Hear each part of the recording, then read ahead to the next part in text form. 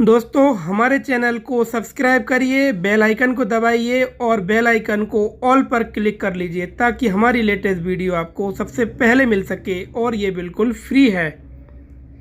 दोस्तों इस वीडियो में हम आपको बताएंगे कि जब भी आप रजिस्ट्री कराने के लिए जाते हैं तो आपकी रजिस्ट्री में ये पॉइंट जो है होना चाहिए। मतलब कि जब भी आप रजिस्ट्री का स्लॉट बुक करवाते हैं तो आपको ये पॉइंट जो हम आपको बताएंगे ये आपकी रजिस्ट्री डीड में लिखे होना चाहिए ताकि आपको आगे दिक्कत ना हो। तो दोस्तों मेरा नाम है एडवोकेट राजेश लोधी। आप सभी का बहुत बहुत स्वागत है हमारे यूट्यूब चैनल पर।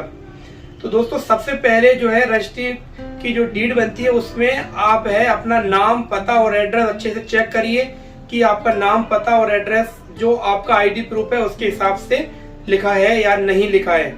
आधार कार्ड पे या जो भी आईडी आप लगाते हैं जो नाम लिखा है उसको ही आप अपनी रजिस्ट्री में लिखवाएं। उससे क्या है कि आइडेंटिफिकेशन में दिक्कत नहीं आती है।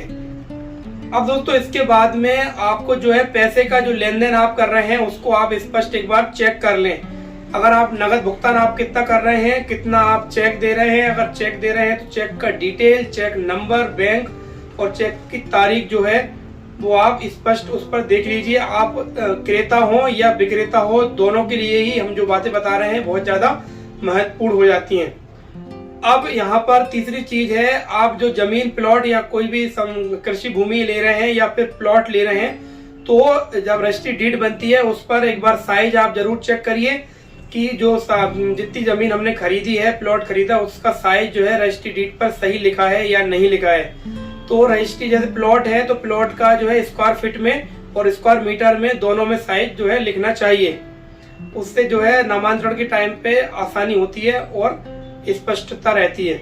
अब दोस्तों अक्सर हम रजिस्ट्री कराने के लिए जाते हैं तो लोग बहुत बड़ी मिस्टेक करते हैं और वो मिस्टेक ये होती है कि मान लीजिए कोई कृषि भूमि में प्लॉट काट दिया है और उसकी रजिस्ट्री हो रही है तो बहुत सारे लोग जो है उस पर ये नहीं लिखते हैं कि कृषि भूमि खसरा क्रमांक इतने का अंश भाग जो विक्रय किया जा रहा है। तो ये बात आपको स्पष्ट लिखना चाहिए कि जो कृषि भूमि का अंश भाग जो है प्लॉट के रूप में आवासीय उद्देश्य के लिए विक्रय किया जा रहा है तो कृषि भूमि का जिक्र आप जरूर करवाइए। अगर कृषि भूमि है तो इस बात को आप उल्लेख करेंगे रजिस्ट्री में तो आपको नामांतरण में प्रॉब्लम नहीं आएगी।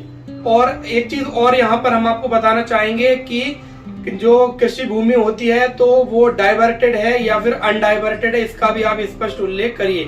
कृषि भूमि को डायरेक्ट प्लॉट काट के बेचते हैं तो वो अव्यावर्तित कहलाती है, मतलब कि अनडाइवर्टेड होती है। तो उसको आप जैसे लिखेंगे कृषि भूमि खसरा क्रमांक इतना अव्यावर्तित, मतलब कि अनडाइवर्टेड है, उसको आपको डाइवर्ट बाद में आप करा सकते हैं रजिस्ट्री कराने के बाद में। तो इस बात का भी आप उल्लेख उस पर रजिस्ट्री डीड पर जरूर करिए। अब दोस्तों यहाँ पर एक चीज और हम आपको बता रहे हैं कि मान लीजिए किसी व्यक्ति ने प्लॉट काटे हैं और प्लॉट काट के वो बेच रहे हैं तो विक्रेता के लिए हम आपको एक कंडीशन आप रख सकते हैं, रजिस्ट्री में लिख सकते हैं कि जितने साइज का प्लॉट परचेज किया जा रहा है, खरीदा जा रहा है, उतने ही साइज के प्लॉट पर जो है क्रेता मकान बनाएगा।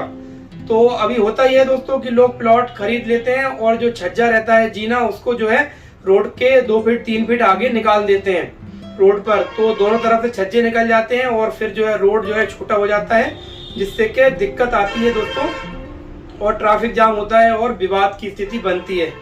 तो वैसे भी नियम अनुसार जितना प्लॉट हम खरीदते हैं उतने पर ही आपका छज्जा जो है निकलना चाहिए, रोड पर छज्जा नहीं आना चाहिए। तो ये जो कंडीशन है इसको भी आप अपने रजिस्ट्री डीड में नोट करवा सकते हैं। अब यहाँ पर एक बात और आपको स्पष्ट देख लेनी चाहिए, अगर नहीं लिखी है रजिस्ट्री डीड की शर्तों में तो आपको लिखवानी चाहिए कि इस जो प्लॉट है या जमीन है, इस भूमि पर अगर कोई भी पुराना बकाया अगर बचता है तो जो विक्रेता है उसकी संपूर्ण जिम्मेदारी रहेगी, वही इस लोन को अदा करेगा, क्रेता की इस पर कोई जिम्मेदारी नहीं रहेगी। तो अगर आप ये शर्त लिखवा देते हैं तो आपको दिक्कत नहीं आएगी। अगर कोई बकाया भी रहेगा तो उसका जो है भुगतान जो है विक्रेता को ही करना होगा। और यहाँ पर दोस्तों सबसे इम्पोर्टेंट बात आपको बताएंगे कि एक शर्त बहुत ज्यादा जरूरी है, वो आप ये जरूर लिखवाइए अपनी रजिस्ट्री डीड पर कि ये जो संपत्ति है विक्रेता ने किसी अन्य व्यक्ति को नहीं बेची है, ना ही उसकी रजिस्ट्री कराई है। अगर ऐसा पाया जाता है तो इसकी संपूर्ण जिम्मेदारी विक्रेता की होगी और उस पर जो है कानूनी कार्रवाई की जाएगी। तो इस कंडीशन को आप लिखवा कर आप सेफ बच जाएंगे। अगर कोई फ्रॉड करना भी चाहेगा विक्रेता क्या होता है रजिस्ट्री के टाइम पे दोस्तों, दूसरे लोगों को भी विक्रेता जो होते हैं बेच देते हैं प्लॉट, एक ही प्लॉट की कई रजिस्ट्रियां करा देते हैं। तो अगर आप ये कंडीशन डलवा देते हैं तो इससे जो है आपको लीगल तौर पर आपका पक्ष मजबूत होगा और आपको बेनिफिट मिलेगा। तो हमने इस वीडियो में आपको बताया है कि जब आप रजिस्ट्री कराने जाते हैं तो रजिस्ट्री डीड जो बनती है उस पर आप ये कंडीशन हमने जो बताई हैं आप ये लिखवाते हैं तो आपको बहुत ज़्यादा फायदा होगा और आपके साथ फ्रॉड होने के चांस बहुत कम हो जाएंगे, ना के बराबर। तो जिन फ्रेंड्स ने चैनल को सब्सक्राइब नहीं किया, सब्सक्राइब करिए, बेल आइकन को दबाकर ऑल पर क्लिक करिए ताकि आपको ऐसी ही कानूनी जानकारी से भरपूर वीडियोस मिलती रहें। अब हम मिलेंगे नई वीडियो में नई जानकारी के साथ।